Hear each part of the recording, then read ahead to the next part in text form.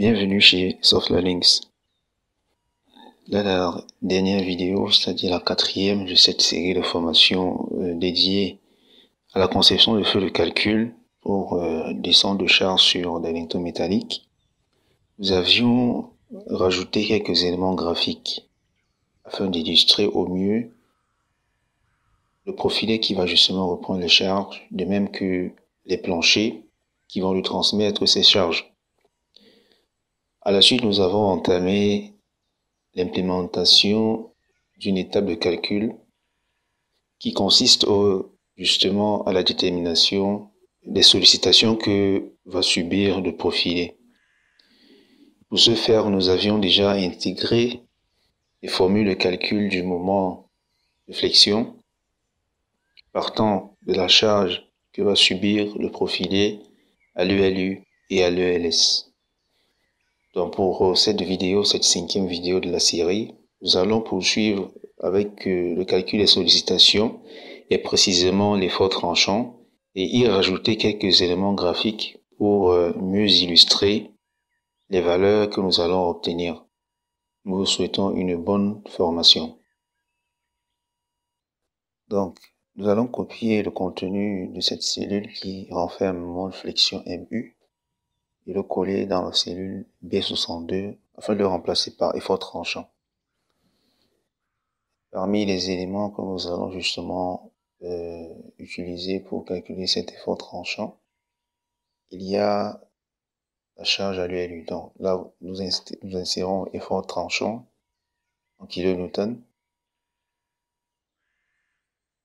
et nous allons rajouter un élément assez important dans la visualisation du fichier, c'est en fait le schéma mécanique. Il va illustrer au mieux les sollicitations de même que la courbe représentative. Nous allons faire quelque chose de simple. Pour ce faire, nous allons insérer une forme rectangulaire. Nous la positionnons à cet endroit et nous enlevons les contours et appliquons un remplissage en noir. Donc là, ça représente en fait le profilé dans le sens de sa longueur.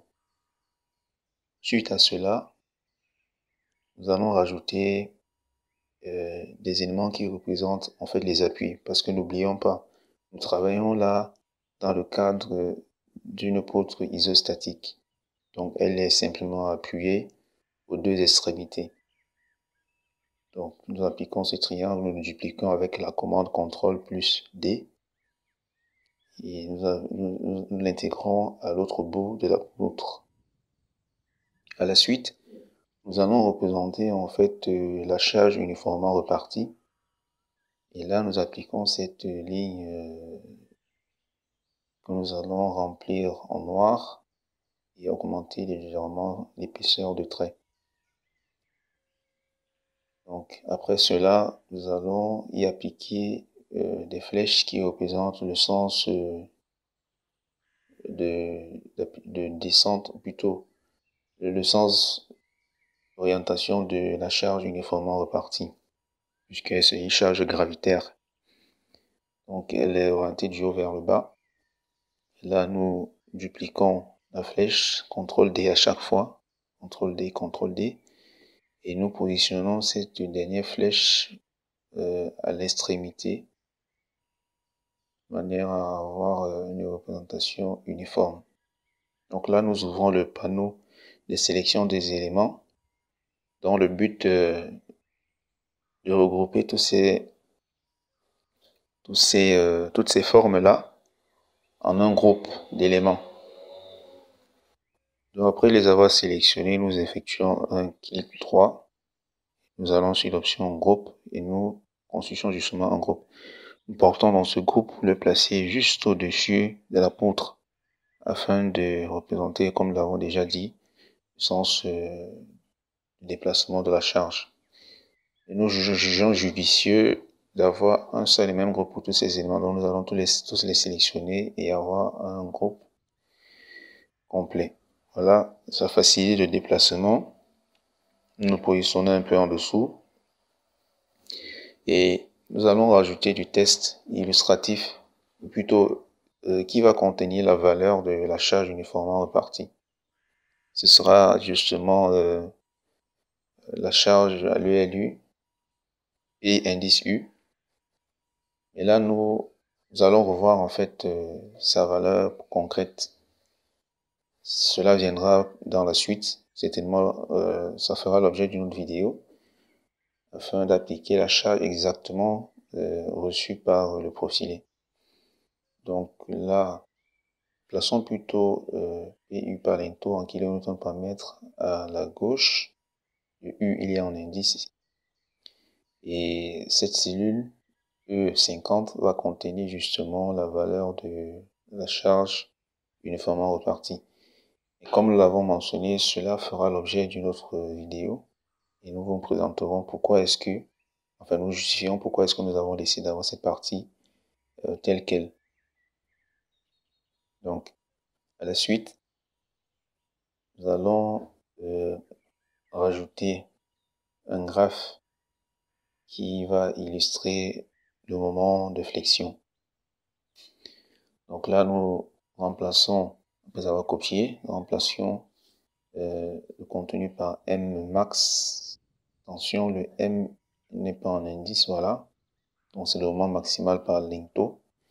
Je dois bien préciser par l'ento parce que nous pouvons avoir plusieurs lentos pour une seule ouverture.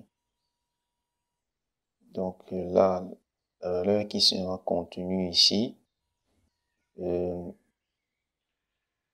avant cela, nous allons également représenter le moment de flexion. Donc, nous disposons tout d'abord une ligne qui représente en fait la ligne moyenne de notre profilé.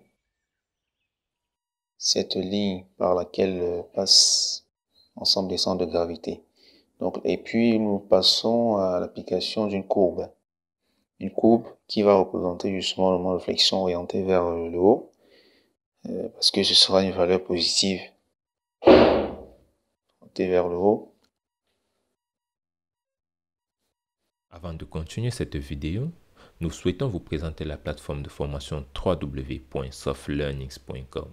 Sur cette plateforme, vous aurez l'ensemble de notre catalogue de formations pour vous accompagner dans l'acquisition de nouvelles compétences, mais aussi l'ensemble des outils et des solutions métiers développées pour vous aider au quotidien dans vos différentes missions.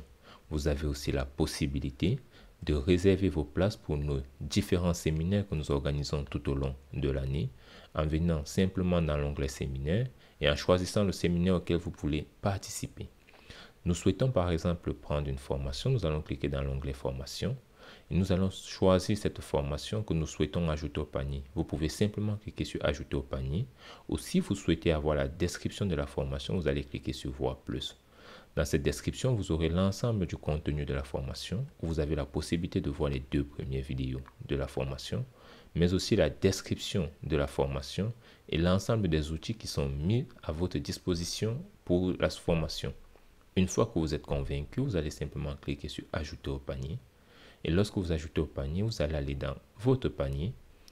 Dans votre panier, vous allez attribuer ou bien mettre votre code promotionnel si vous avez, afin de bénéficier des réductions, et cocher cette case pour accepter les modalités de vente et vous allez procéder au paiement.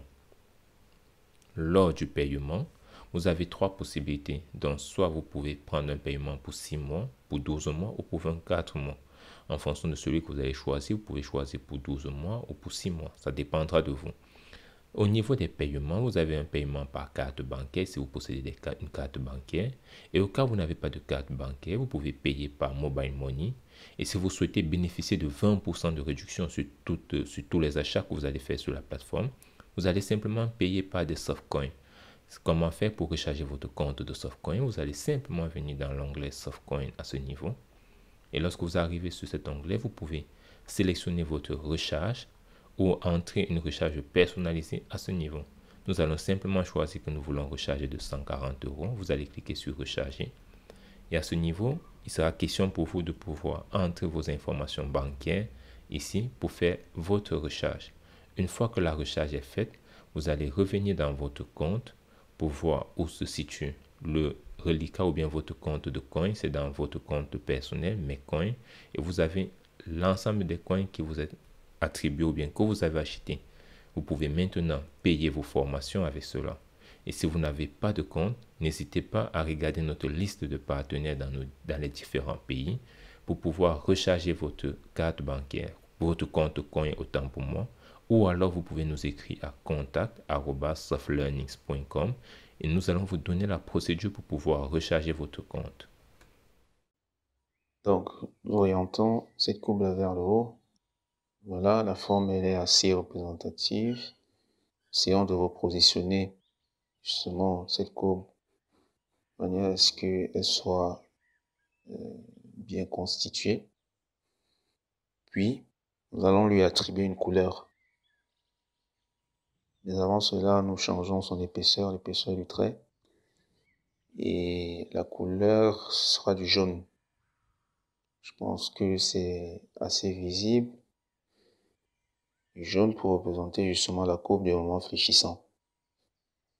Et dans cette cellule E59, nous allons intégrer la valeur du moment fléchissant maximal. Donc,